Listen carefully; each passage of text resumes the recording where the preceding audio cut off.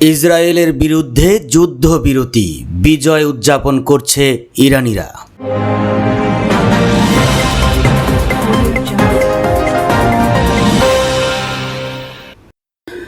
মার্কিন president Donald Trump বলেছেন, Israel এবং ইরান উভয়ই যুদ্ধবিরতি লঙ্ঘন করেছে, কিন্তু ইসরায়েলের উপর সত্যিই অসন্তুষ্ট। তিনি ইসরায়েলকে বোমা ফেলা বন্ধ করার এবং পাইলটদের এখনই দেশে ফিরিয়ে আনার আহ্বান জানিয়েছেন।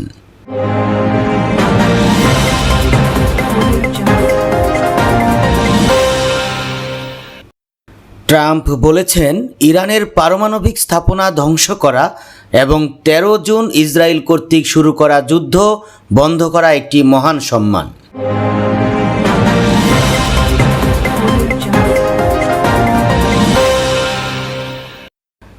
ইরান তার পারমাণবিক স্থাপনায় হামলার একদিন আগে প্রতিশোধ হিসেবে সোমবার কাতারে একটি মার্কিন সামরিক ঘাঁটিতে ক্ষেপণাস্ত্র হামলা চালিয়েছে।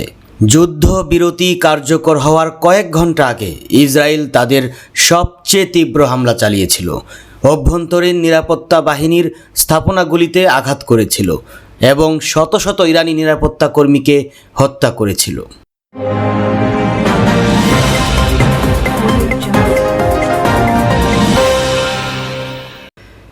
ইরান অস্বীকার করেছে, যুদ্ধবিরতির আগে ইরান 5টি ক্ষেপণাস্ত্র ছুড়েছিল এবং ইসরায়েল সময়সীমার 3 ঘন্টা পরে 3টি ক্ষেপণাস্ত্র ছুড়েছে বলে অভিযোগ করেছিল।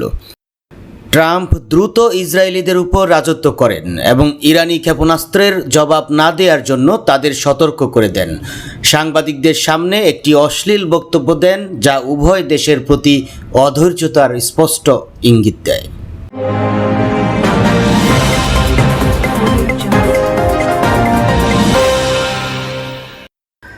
ইরান জানিয়েছে, 13 জুন ইসরায়েল তাদের হামলা শুরু করার পর থেকে 13 শিশুসহ 400 জনেরও বেশি মানুষ নিহত এবং কমপক্ষে 3056 জন আহত হয়েছে।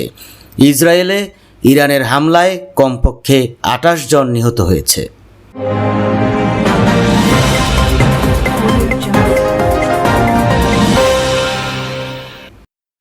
যুদ্ধবিরতির প্রতিশ্রুতি ঘোষণা করার পর ইরানি এবং ইসরায়েলি উভয় কর্মকর্তাই বিজয় দাবি করেন।